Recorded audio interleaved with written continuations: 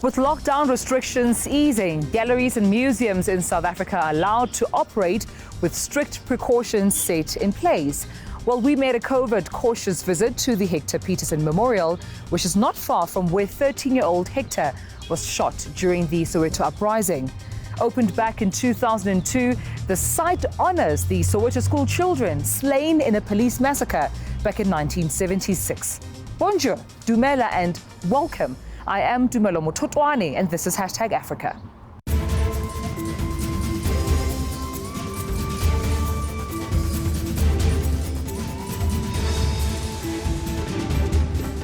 Prevention is always better than cure, and Somalia is on that mission.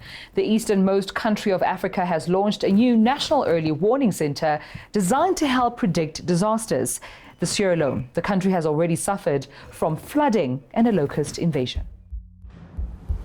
Somalia has unveiled its first ever early warning centre designed to help the country predict disasters, and it could prove to be incredibly useful.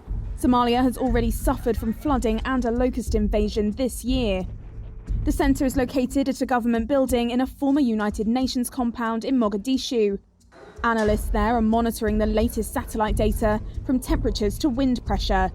Its director, Kadar Sheikh Mohammed, hopes the data it collects will save lives. Finding the accuracy data which may save life is one of the main important for us, and we look for and find wherever we can find it.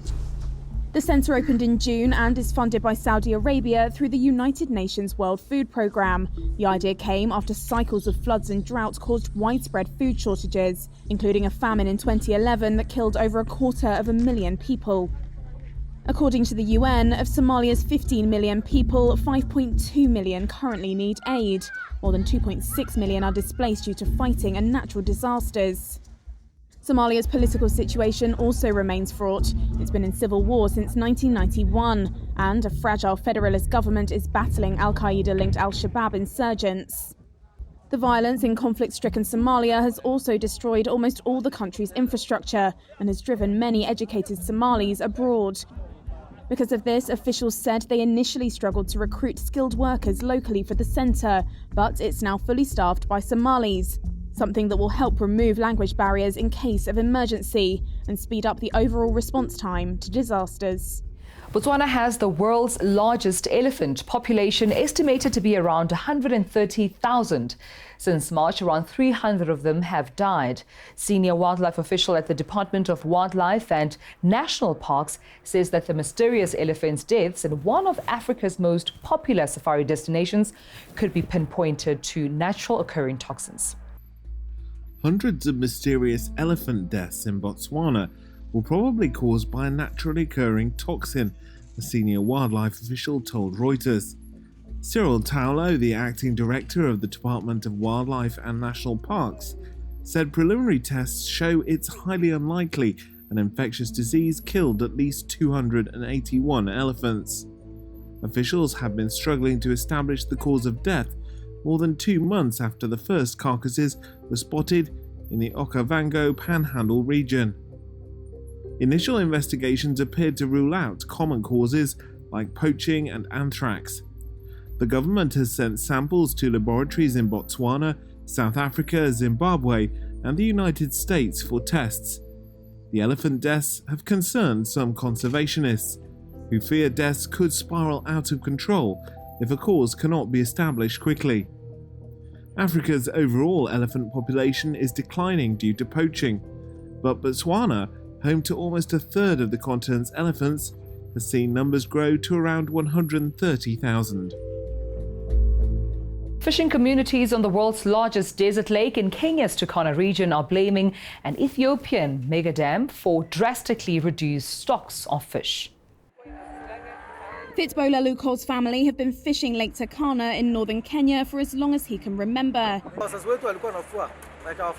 He says the world's largest desert lake used to have a plentiful supply of Nile perch, but today their stocks have been drastically reduced.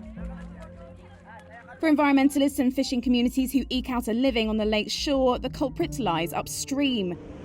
A giant hydropower dam, Gibe 3, built in neighbouring Ethiopia on the river Omo, which provides around 90% of Lake Turkana's water. Ethiopia aims to become Africa's biggest power exporter, and concerns over Gibe 3 have been overshadowed by another project, the vast Grand Ethiopian Renaissance Dam, which Egypt fears will choke off its access to the Nile waters on which its population depends. But in Turkana, Kenya's poorest region, environmentalist Ikal Angale says the impact of Gibe 3 has been huge. So before you'd get a Nile patch that was the size of a human being, and now you're not seeing the size of Nile patch. Angale has been fighting for the survival of Lake Turkana for more than a decade, but says the dam, coupled with climate change, are making life difficult. At one point you have the lake totally receding and no fish, and then at one point you have a flooding of the lake, and that means the villagers who reside near the lake have to move. She also fears violence as people fight over dwindling stocks of fish in protected areas.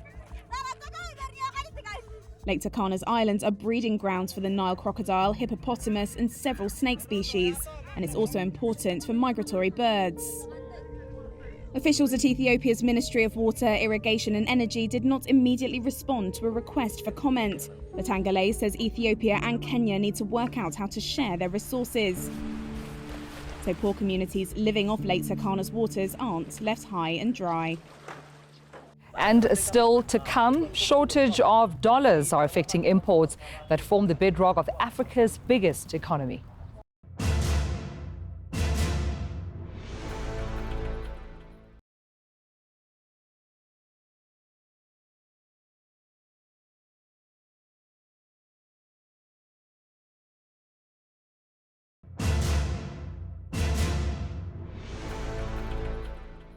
Wemi, a Nigerian company, is struggling to stay afloat like other businesses. Shortages of dollars are affecting imports that form the bedrock of Africa's biggest economy. Women in hairnets and masks are sorting through diapers coming off a conveyor belt. But the head of Wemi, the Nigerian company where they work, wonders how much longer he can afford to keep them on. Paulo Donaya says his company needs dollars in order to import 80% of the materials the diaper and sanitary towel manufacturer needs. It means that we have to squeeze harder, increase our prices, and it slows down business basically, in effect. So we're likely not to have enough goods in stock at some point because of the reorder cycles that we have. But dollars are in short supply.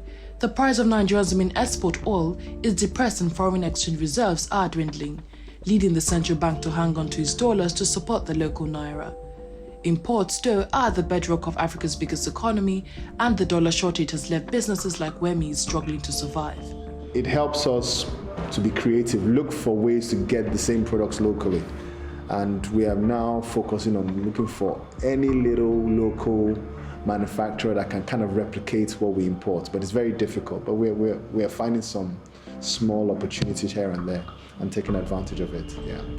The government says the economy could shrink up to 8.9% in 2020, and many local banks have seen their dollar credit lines halted by international lenders who fear they won't be paid back. Many firms have resorted to black market, where the naira trades at around 20% below the official rate, making dollar purchases even more expensive. Plan International charities stepping in to help girls in Nairobi's Mantare informal settlement with access to bathroom and sanitary towels, which have become a challenge amid lockdown measures. For girls like 15-year-old Jacinta Mutethia, menstruation comes at a high cost. She lives in Mathare, one of the most densely populated informal settlements in Kenya's capital Nairobi, where water is in short supply. Most girls' hygiene needs used to be met by the schools, providing free sanitary pads as well as bathrooms and showers. But with school closed amid lockdown measures, Jacinta says families face a choice between hygiene and putting food on the table. Na pesa pia hakuna, mama yao ana pesa. There is no money. Kwa kitisha mama zao pesa na wanasema mama zao na their mothers have no money because they have to consolidate funds for meals. Itabidi wachange za sapa. That's why charity Plan International has launched the Shower for Girls initiative, offering free showers and sanitary pads to girls like Jacinta and her friend Gloria Wariamu. They have saved my mother some money because the money she would have used to pay for my shower, the 15 shillings, she can now use to get us at least 3 cans of water. Plan International Country Director Kate Mayina Vorley says they wanted to respond to the specific needs of girls in a way that was very personal and transformative. So we'll be looking to see what are the lessons learned from that and how we might scale that up and how that informs our urban programming as we move forward. The charity is also calling on the Kenyan government to prioritize hygiene for girls as part of its ongoing response to the pandemic. Scavenging through dump sites, stylist Julia Wanja is delicately searching through piles of waste at the Nairobi's Dandora dump site for used hair extensions that she can clean and resell to her customers.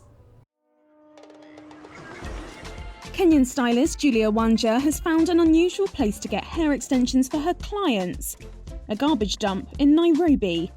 She picks carefully through the piles of food waste, discarded masks, rubber gloves and other trash to find hair she can clean with detergent and disinfectant and resell to customers. Her clientele say as long as it's clean, they don't mind where it comes from.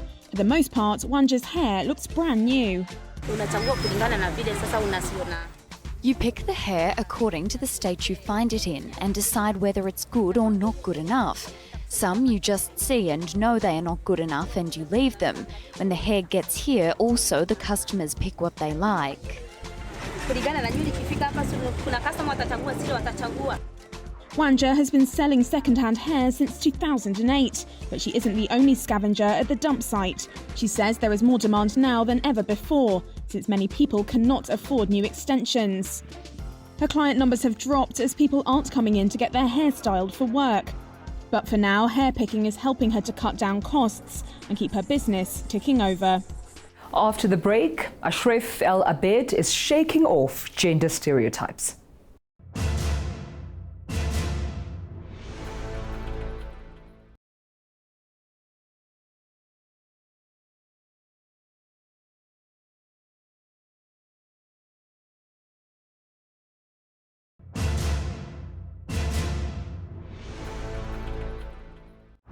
This is #Africa. Let's now take a look at other news and views from the beautiful continent of Africa.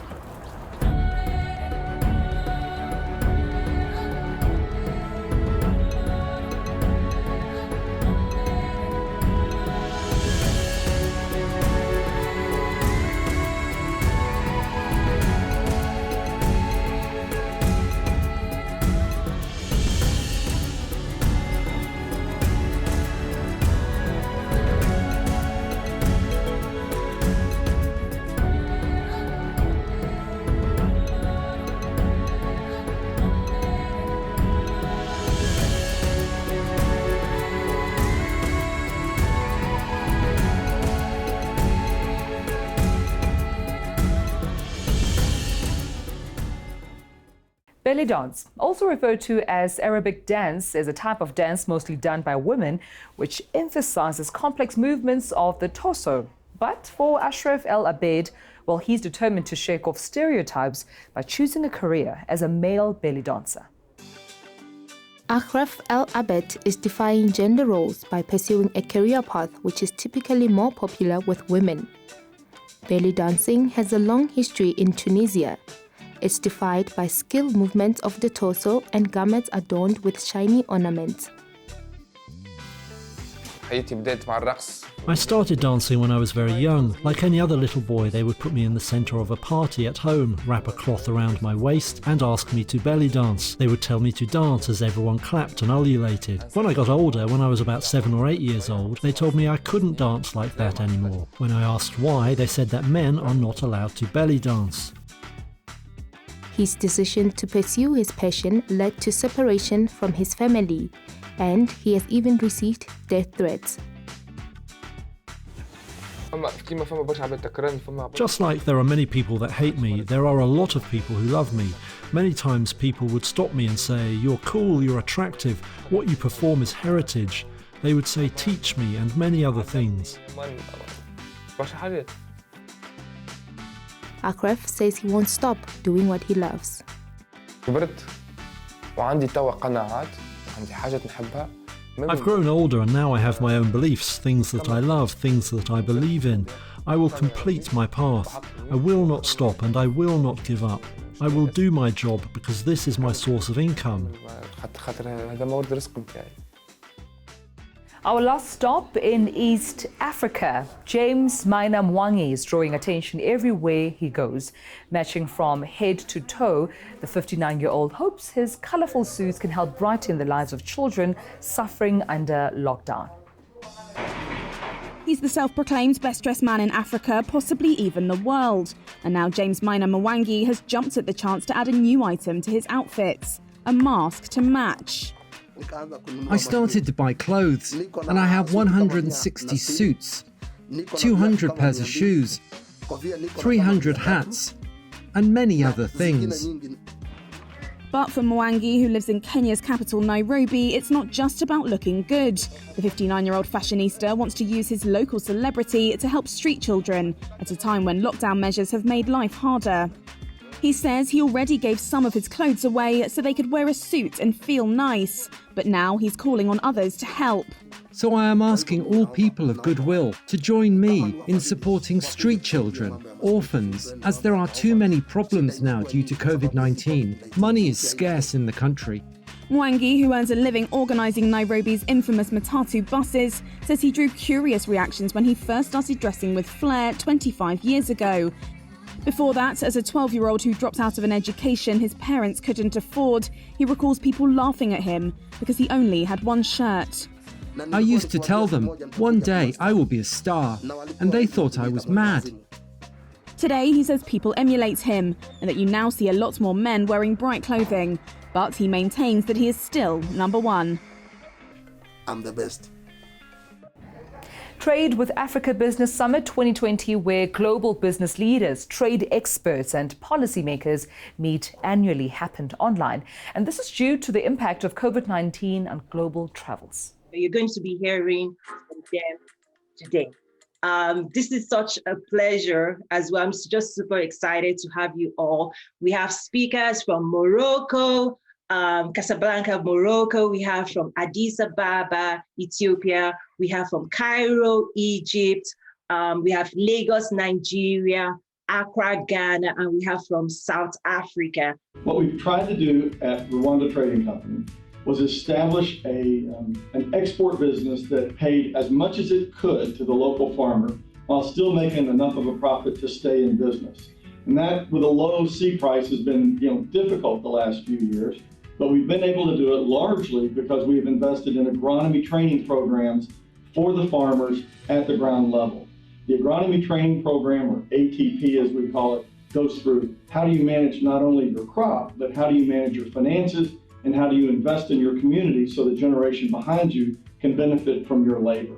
It's the hallmark of the business of Westrock Coffee, if you will. It's the heart and soul of why we do what we do. Everything else was to create a platform to pull volume from those kinds of supply chains up from the farmers at origin. It's always great to be part of this great trade group and the effort that's going into building trade between the U.S. and Africa. I am a huge bull on the continent of Africa, and in East Africa, where I've got a little bit more background, in particular, just because of where I've spent my time, what I see going on there and how capitalism and free market trading is really getting its roots established, I think this generation and the generation to come after it will reap the benefit of that in untold multitudes. I don't know if you could share a little bit in terms of contracts that goes with government versus private sector. What does that look like? Because I think the last 20 years, people have not really seen the commercial activities on the private sector side. They've pretty much been engaging with governments. But I think the future of Africa really lies in activating direct trade engagement with the African private sector. So I don't know if you could share a little bit about what you've seen over the last couple of years in that space. Yes, thank you so much. No, we strongly believe in the role of the private sector to develop Africa, and we believe in the message that we must support the private sector. And as I said, we look for successful companies across Africa, and we help other countries to emerge as intra-African trade champions. For example, we throughout the year we travel usually, of course, before the pandemic, and meet heads of states and key government officials. In those missions, we bring along our clients, our private sector, big corporates that can offer their services to the governments and the government to offer their projects and the kind of projects they have. And we do this matchmaking. And we've done a lot in that space. We facilitated contracts between the private sector in Africa and other African governments of over $3 billion over the past 3 years. And we do that in the belief that we must give opportunities to African corporates to compete globally. For example, in Egypt, we have Arab contractors that does construction, and they operate in more than 15 African countries. We've supported them a lot in more than 6 African countries now, and we help them to compete with other Chinese construction companies. We're supporting Dangote of Nigeria. We're supporting OCP in Morocco, the largest phosphate fertilizer. We're supporting El Suidi of Egypt. We supported them in a project in Angola that we were competing against GE. General Electric.